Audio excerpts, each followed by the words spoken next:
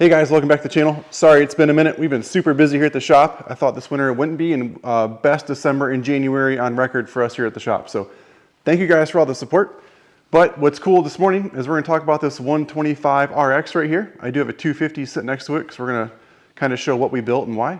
But first, shout out to Jerry. He's from Louisiana. He's way down on the Gulf Coast. Shot me an email and he's like, hey, I'd love to have a 125 RX. And you know, for most dealers, like, we can't do that because then we're going to be stealing stuff off another bike in the showroom and we're changing stuff. And I'm all about that. Like, as soon as I got that email, like, this light bulb went off in my head, and I'm like, that's going to let me build a 350 two-stroke. That's the off-road version because we can just swap all the components here. So let's jump into this and we'll go from there.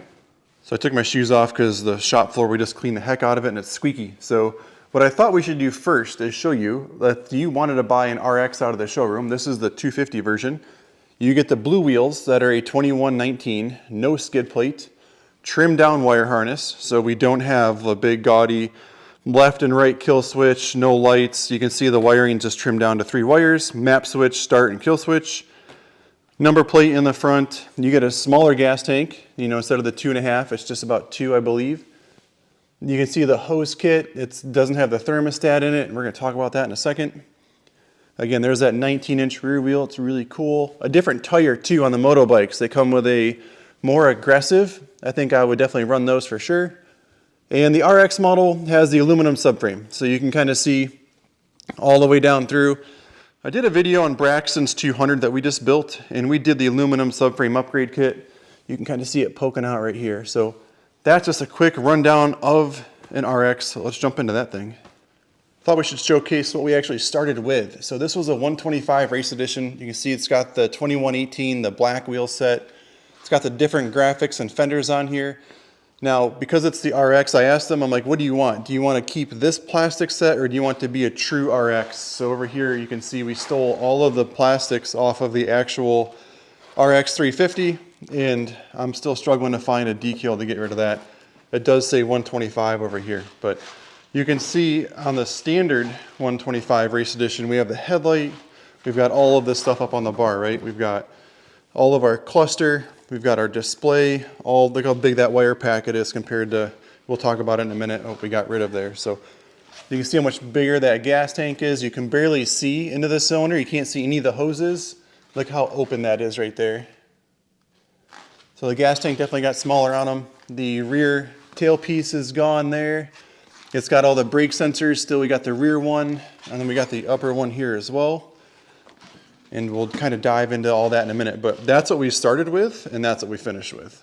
So when he asked me to build the 125 RX, there was a couple main things that I wanted to make sure we did. So we definitely needed to have the 2119. So this is a Motocrosser wheel on there. Got to have the small gas tank on it.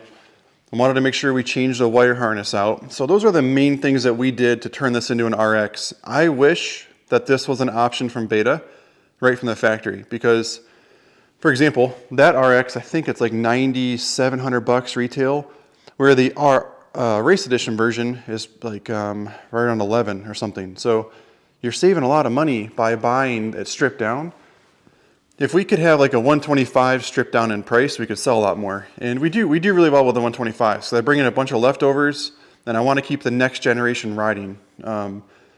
That's not what Jerry is doing. He has a bunch of bikes in the stable. He just wanted to have a 125 that's just fun to go to a moto day and rip it.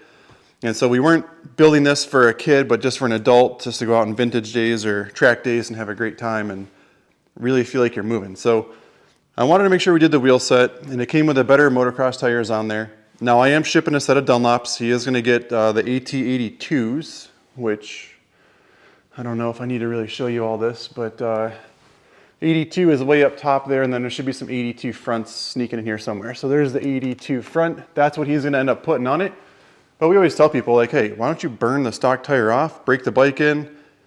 After that's done, switch to your favorite tire. Out of the showroom, it doesn't make any sense to go there right away. So wheel set was done. I went ahead and did the whole race harness just like we did on Braxton's 200 not too long ago.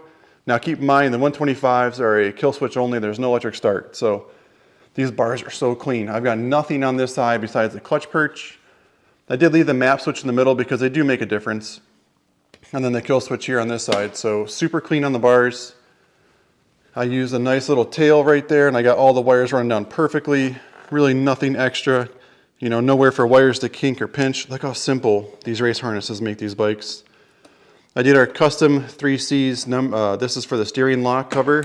So we locked it, you know, so that way it's not gonna get dirt in there. We packed that with dielectric grease and shove our cover on there. It's really cool. Also, forgot to mention, up on the handlebar, we added the check valve from the RX model because it gets rid of that green thing inside the cap.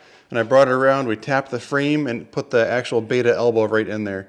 So I cleaned that area up, and I also did like the banjo bolt removal. So we don't have that brake sensor here.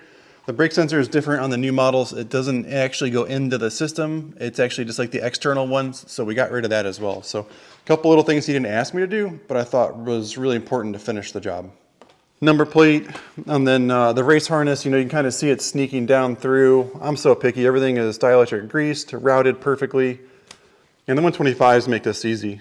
And one thing I didn't do on this build that maybe, you know, we could have done or down the road you can do is the Samco hose kit. It would eliminate the thermostat. I don't think it's that important of or big of a deal. If you let the bike warm up like you should before you take off, it's totally fine. You know, it's not going to be a big deal there. Again, kickstart only, oil fill. And then this is that smaller gas tank too, by the way. So this is the RX gas tank. Check out our new shop stand. So I can just whiz these bikes around. I jacked it up before we started talking about it too. You just step on this little lever, up it goes.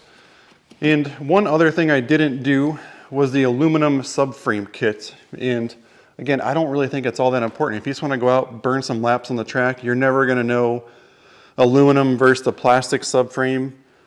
And if I would have done the aluminum subframe kit, we would have had to have bought a different seat because the peg height on the, I'll never be able to pop it off, but the peg height on the back of that seat that punches down in is taller on the aluminum one. So, you know, we would have had to spend another X amount of dollars on that. I just replaced all the bolts that had the heads on them with nice, easy, clean looking bolts.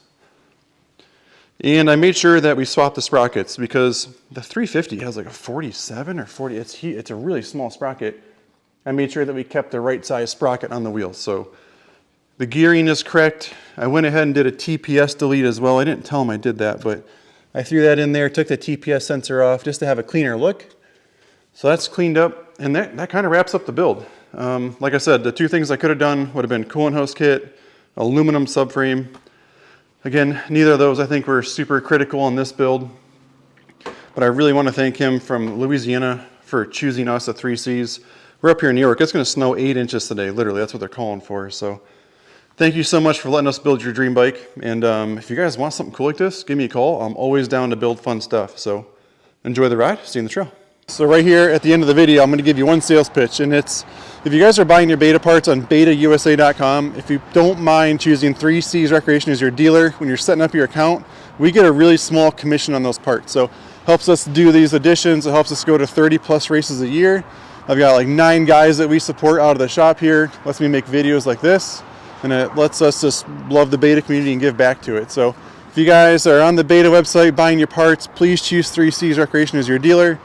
That helps us at the end of the month. We get a small commission on those parts, so keeps us going. So thank you guys for watching. We love the beta brand. We'd love to be your dealer. We are right here off I-86. That's 86, exit 7, right inside New York. If you're from Ohio, PA, we're like 2 hours from Pittsburgh, 2 hours to Cleveland. It is getting windy and cold. Thank you guys for watching. Enjoy the ride. I'll see you on the trail.